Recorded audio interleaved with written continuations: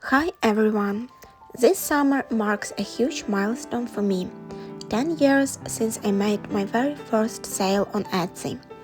I've spent the last decade obsessed with felt, but when I started, I had no idea what I was doing.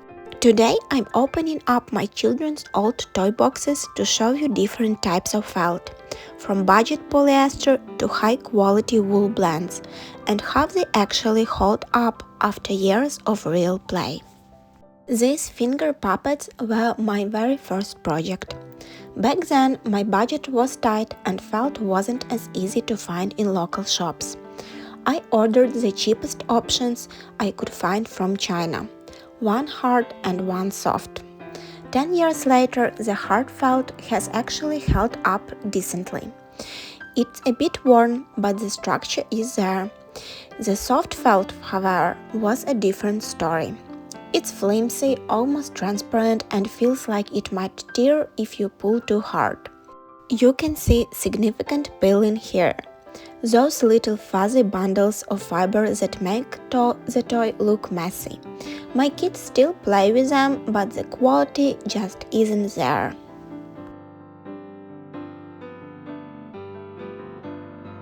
After that experience, I switched to Korean felt. The difference was immediate.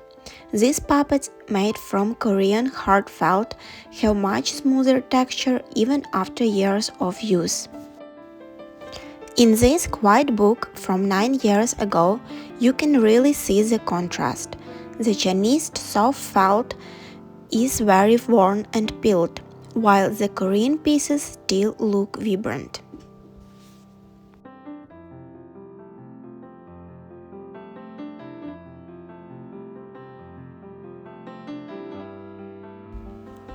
Eventually, I started ordering directly from Shinwon in Korea. I love their 1.2mm thickness. The colors are great, so the shipping is expensive.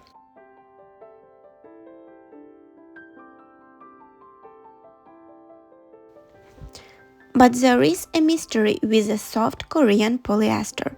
The quality varies by color. For example, this light pink macaron looks terrible. It peeled almost immediately. Yet, these donuts and this play pizza from 9 years ago still look great.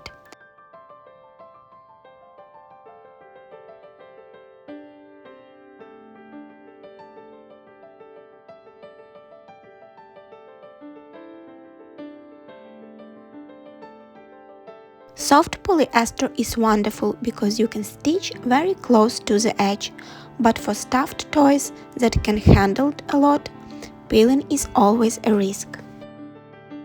It's the same story with hair accessories.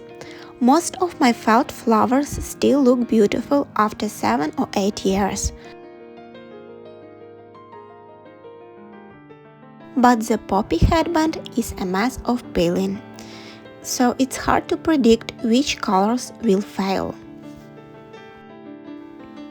Even in my quiet books, you can see the hard felt closet doors look brand new, while the soft felt sections look tired and fuzzy.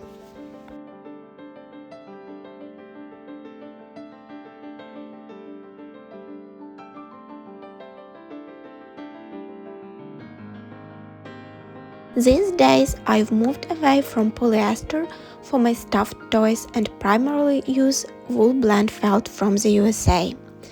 It is a game changer. It rarely peels and the texture stays good over time. The only trade-off, you can stitch quite as close to the edge as you can with polyester, or the fabric might pull apart. Look at these two macarons. The wool blend on the right looks pristine, while the Korean polyester on the left shows its age. However, on flat items like this pizza, both look fairly similar. The wool blend just feels a bit more premium.